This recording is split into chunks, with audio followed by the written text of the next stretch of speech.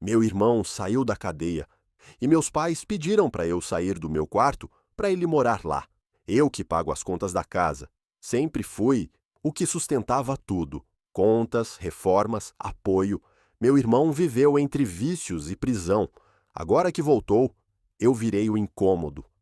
Eu nunca fui o preferido, mas sempre fui o que estava lá quando precisavam. Desde moleque, entendi que na minha casa não dava para esperar muito dos outros. Meu pai trabalhava quando queria, minha mãe fazia o que podia. Já meu irmão, bom, o Marcos era o tipo que causava mais dor de cabeça do que qualquer outra coisa. Mesmo assim, eles sempre davam um jeito de passar a mão na cabeça dele. Eu era o certinho, o responsável, aquele que não precisava de atenção porque já se virava. Comecei a trabalhar com 16, lavando carro, depois num mercadinho, e aos 19 já ajudava a pagar luz, água e até parcela do carro do meu pai. Nunca reclamei. Achava que era o certo. Família é para isso, né?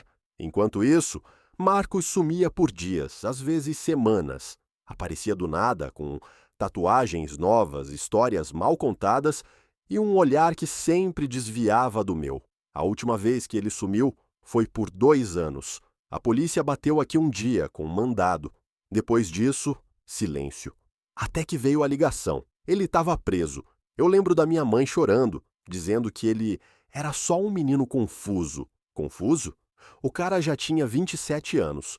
Mas ok, engoli mais essa. Continuei trabalhando, subindo de cargo, na empresa, onde entrei como estagiário, até virar analista. Consegui um salário bom, ajudei a reformar a casa, coloquei ar-condicionado no quarto dos meus pais, troquei a geladeira. Tudo com meu dinheiro.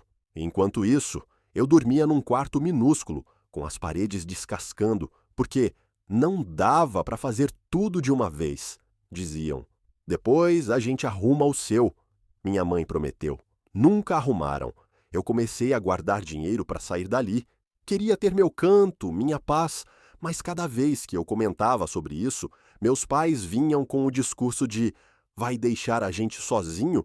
Ou a gente ainda precisa de você aqui. E, como um idiota, eu cedia. Sempre cedia. Mesmo assim, eu ainda amava eles, porque no fundo, eu acreditava que eles me amavam também. Só não sabiam demonstrar. Até o dia em que o Marcos voltou. A notícia chegou como uma bomba jogada no meio da sala. Era um domingo de manhã. Eu estava lavando a louça do café quando ouvi minha mãe falar, como quem comenta sobre o tempo. O Marcos sai essa semana. Vai voltar para casa. O prato quase escorregou da minha mão. Virei devagar. Como assim, volta para casa? Aqui? Ela nem me olhou nos olhos. Só continuou enxaguando a xícara. Ué, é filho também, né? Vai sair da cadeia e precisa de apoio. Meu pai, sentado no sofá, nem piscou. Estava lá, coçando a barriga, como se aquilo fosse só mais um capítulo da novela. Eu senti meu estômago virar. Mãe! Tentei falar com calma. Ele foi preso por roubo. Vocês sabem que ele é imprevisível. Já passou por aqui outras vezes e nunca durava. Sempre causava confusão. Ela suspirou. Ele mudou. Vai fazer diferente agora. Ele só precisa de uma segunda chance. Segunda? Ele tá na quinta já. Você não entende porque sempre teve tudo, Rafael. Ela respondeu, com aquele tom ácido que eu conhecia bem. E aí estava a virada, o ataque. Eu, que bancava metade da casa, de repente virei o privilegiado, por ser estável, por não dar trabalho, por não errar. No fundo, eu sabia que o retorno do Marcos ia virar minha vida do avesso. Só não sabia o quanto. Ele chegou numa quinta-feira à tarde. Fui obrigado a buscá-lo no terminal rodoviário, porque ninguém melhor do que o irmão para fazer isso com carinho.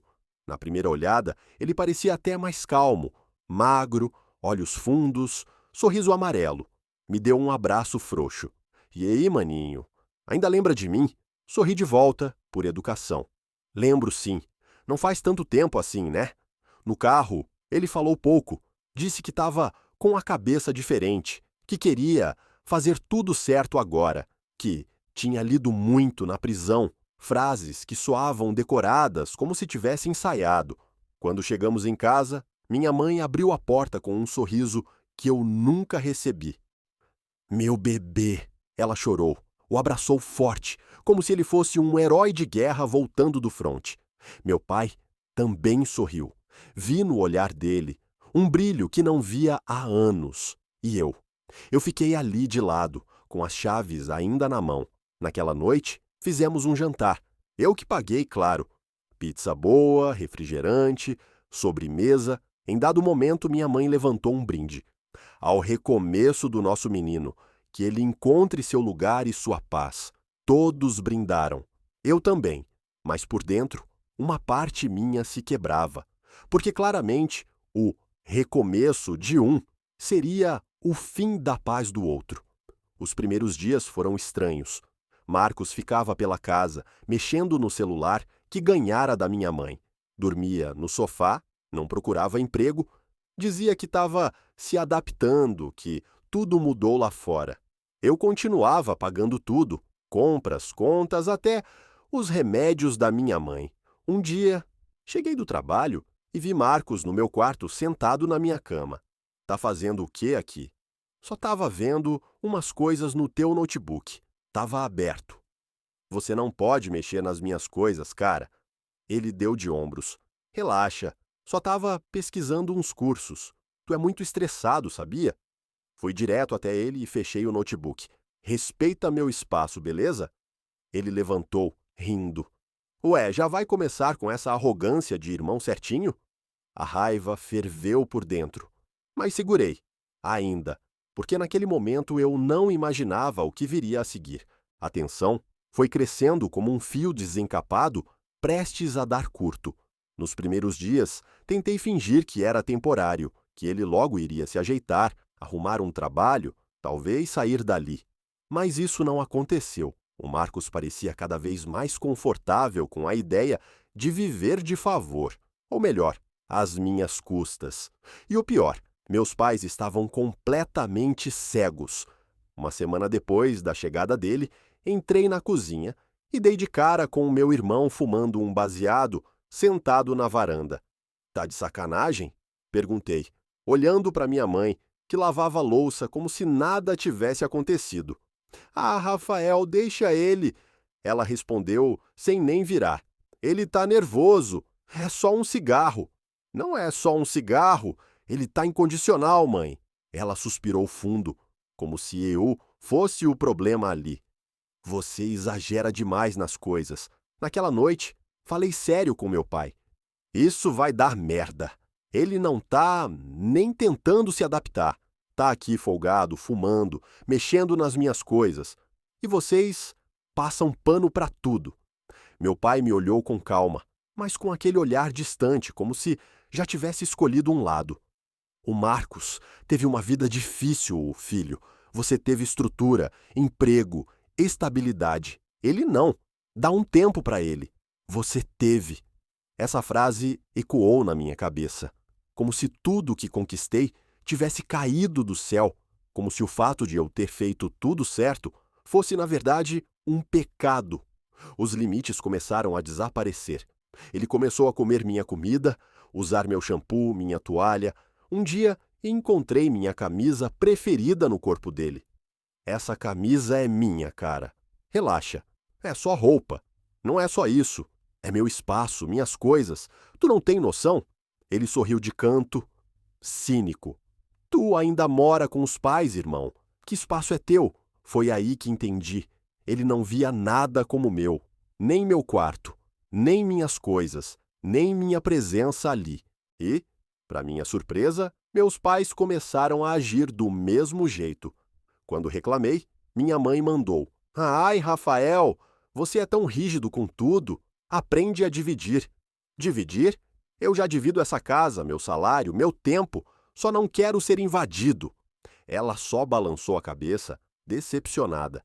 E o pior veio na semana seguinte. Cheguei do trabalho e encontrei o Marcos sentado com meus pais no sofá. Cara de quem tinha feito besteira, mas não se arrependia. Eles me olharam como se eu fosse uma criança prestes a receber um sermão. Minha mãe foi a primeira a falar. Rafael, a gente precisa conversar. Já sei que não vai ser coisa boa. Murmurei, deixando a mochila no chão. O Marcos precisa de um espaço dele. Não dá mais para ele dormir no sofá. Ué, e o que eu tenho a ver com isso? Ela olhou para o meu pai, que assentiu. Aí ela mandou. Pensamos que talvez você pudesse ceder seu quarto. Só por um tempo, até ele se estabilizar. Silêncio. Meu mundo parou por alguns segundos. Como é que é? Ele precisa de estrutura, Rafael. De um lugar para se sentir seguro. E você é maduro. Pode dormir na sala ou no quartinho dos fundos. Vocês estão falando sério? Só por um tempo. Meu pai repetiu, como se isso o aliviasse. Eu ri. De nervoso, de raiva, de incredulidade. Eu que sustento essa casa. Eu que pago luz, água, consertei o telhado, botei comida na geladeira. E vocês querem tirar meu quarto pro cara que acabou de sair da cadeia? Ele é seu irmão, Rafael. E eu sou o quê, mãe? Um inquilino? Foi a primeira vez que eu bati a porta do meu quarto com força. Sabia que dali para frente algo tinha quebrado e que não ia se consertar tão fácil. Fiquei trancado no meu quarto aquela noite inteira. Sentei na cama, olhei em volta e comecei a pensar no absurdo da situação. Tudo ali. O ventilador de teto que eu instalei, a pintura que eu mesmo fiz, a estante, o colchão firme que comprei em 10 vezes, tinha sido pago com o meu suor. Era o meu quarto. Meu único espaço de paz naquela casa. E eles queriam que eu entregasse, não por necessidade real, mas por pena, por um favoritismo absurdo. No dia seguinte, saí cedo para trabalhar e nem olhei na cara de ninguém.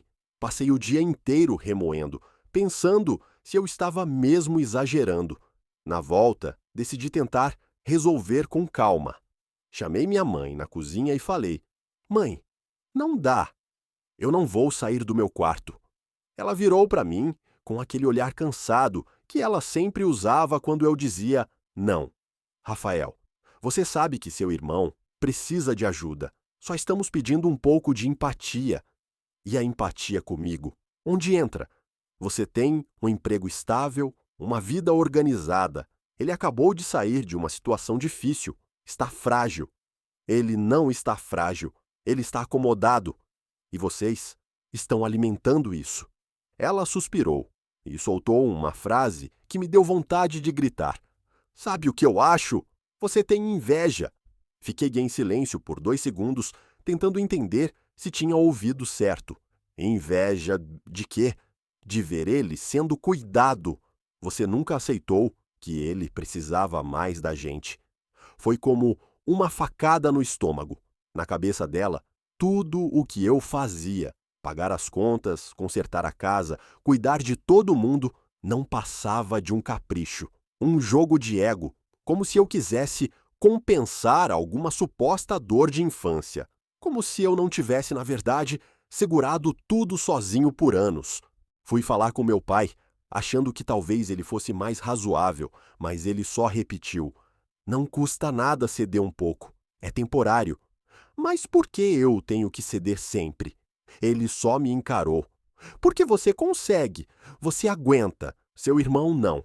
E foi aí que eu entendi. Na cabeça deles, eu sempre seria o que aguenta, o que engole, o que suporta. Eles não viam força em mim, viam utilidade. À noite, Marcos bateu na porta do meu quarto, entrou sem esperar resposta e largou. Então, vai me ceder ou vai fazer showzinho? Levantei devagar, o encarei. Você tem noção do que está fazendo? Tô tentando reconstruir minha vida, algo que tu devia apoiar, se fosse menos egoísta. Ele sorriu. Sim, ele sorriu. Um sorriso cínico, satisfeito. Porque ele sabia que estava vencendo, sabia que meus pais o colocaram acima de mim e que, no fundo, eu não tinha para onde ir. Eu não vou sair, disse firme. Ele deu um passo à frente, baixou o tom. Então se prepara para a guerra. E foi ali naquela noite que a guerra começou. Mas ele não sabia que dessa vez Eu não ia recuar. Nos dias seguintes, o clima em casa virou um campo minado. Minha mãe parou de falar comigo, só o necessário. E quando falava, era com aquele tom seco, como se estivesse decepcionada. Meu pai fingia que não via, mas dava para notar a impaciência, o incômodo. E o Marcos, bom, ele fazia questão de deixar claro que tinha ganhado território. Começou a deixar as roupas espalhadas pela sala, usava o som alto, chamava amigos estranhos para casa. Um deles chegou a usar meu perfume. Descobri quando senti o cheiro e fui checar. O frasco, que custou caro, estava quase vazio. Cada dia ali era um teste de paciência e eu sabia que estava chegando no meu limite. Um sábado à noite, cheguei do trabalho. Sim, eu estava fazendo hora extra para tentar juntar dinheiro para sair dali. E encontrei uma cena que travou meu peito. Marcos, deitado na minha cama, travesseiro no lugar certo, meus lençóis, meus fones no ouvido. Abri a porta com força. O que você está fazendo aqui? Ele nem tirou os fones, só fez um gesto com a mão, como quem diz relaxa. Sai da minha cama, Marcos. Ele tirou um dos fones e disse: já era, mano. Conversa com a coroa. Ela já decidiu. Saí dali furioso. Fui até minha mãe. Você deixou ele entrar no meu quarto? Dormir na minha cama? Ela respondeu como se eu estivesse reclamando de uma toalha molhada. Ele precisa descansar bem. A sala não é lugar para isso. Então, por que eu deveria dormir lá? Ela me olhou com aquele olhar de mágoa, de dor fabricada. Porque você é o mais forte, Rafael. A frase que me fez tomar a decisão não era mais sobre força, era sobre abandono. Eles estavam me dizendo: você aguenta, então ceda. Você é forte, então suma. Naquela madrugada, abri meu notebook, entrei nos sites de aluguel e comecei a buscar quarto para dividir. Não tinha muito guardado, mas dava para tentar algo simples, provisório. Na segunda-feira, levei algumas roupas numa mochila e fui trabalhar direto com ela. No fim do expediente, fui visitar uma república simples, numa casa velha, mas limpa. Dividiria o banheiro com 2 caras que eu nunca vi e teria um quartinho só meu, com uma cama de solteiro e um armário miúdo. Parecia pouco, mas era liberdade. Voltei para casa só para avisar. Entrei, deixei a mochila no chão e chamei: mãe, pai, preciso falar com vocês. Eles apareceram na sala, junto com o Marcos, que veio mastigando um sanduíche como se fosse parte da conversa. Eu tô indo embora. Minha mãe arregalou os olhos. Como assim? Tô me mudando.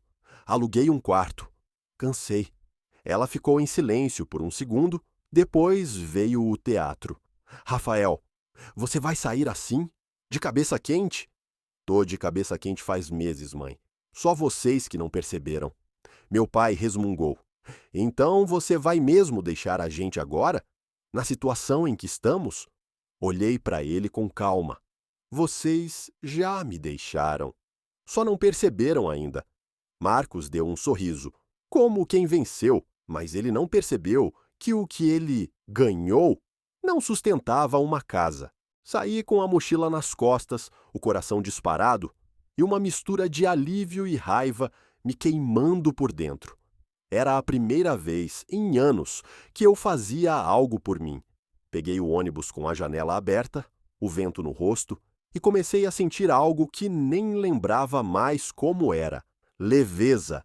O quartinho alugado era simples, sim, mas era meu. Ninguém entrando sem bater, ninguém usando minhas coisas, ninguém me chamando de egoísta por querer respeito.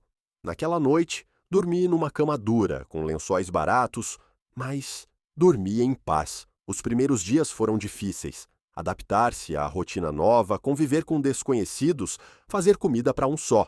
Mas cada pequeno incômodo era compensado por uma enorme verdade. Eu não estava mais sendo usado. Continuei trabalhando, me dedicando e comecei a juntar dinheiro. Sem as contas da casa dos meus pais, dava para respirar melhor. Não liguei, não mandei mensagem Esperei para ver se eles sentiriam minha ausência, e sentiram. Na terceira semana, minha mãe ligou. Oi, Rafael. Tudo bem? Tudo. Por quê? Só queria saber como você tá. A casa tá tão vazia. Engoli a vontade de jogar verdades. Fui direto. Vocês estão bem? Estamos, mas as contas estão meio complicadas. Seu pai teve que pedir adiantamento. A geladeira tá fazendo barulho de novo. E o Marcos, o que tem ele? Ele não está conseguindo emprego. Tá muito ansioso. Não para em nada. Silêncio. E o que vocês querem de mim? Ela hesitou. Eu sabia o que viria. Você podia dar uma força, sabe? Mesmo que seja de longe. Fechei os olhos, respirei fundo. Mãe, eu já dei toda a força que tinha. Anos. Vocês me viram como uma máquina. Quando pedi respeito, me chamaram de invejoso. Ela ficou em silêncio. Depois disse: A gente errou. Só queria tentar manter a família junta. Não foi isso que vocês fizeram. E desliguei. Depois disso, vieram mensagens do meu pai. Algumas frias, outras com um tom de cobrança. Chegou a me chamar de ingrato. Não respondi, porque pela primeira vez entendi. Não sou obrigado a sofrer para ser filho. No fim do mês, descobri por uma amiga da vizinhança que o Marcos teve uma briga com o pai, sumiu por dias e voltou chapado, quebrando coisas em casa. Minha mãe teve uma crise nervosa. Meu pai dormiu no sofá e a conta de luz veio atrasada. Eles estavam colhendo o que plantaram. E eu estava plantando algo novo. As semanas seguintes foram marcadas por um silêncio que gritava.